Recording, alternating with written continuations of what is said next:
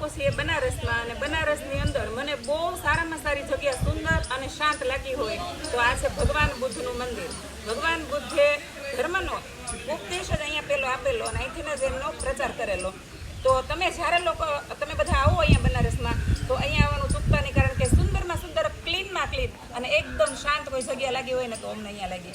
બાકી યુપીની તો ખબર જ છે, ભીડભાડવાળી જગ્યા. તો શાંતિ લેવી હોય અને શાંતિથી બેસવું હોય, રીલ બનાવી, ફોટોગ્રાફી કરવી હોય અને મનની શાંતિ જોતી હોય તો એકવાર ચોક્કસથી આવજો.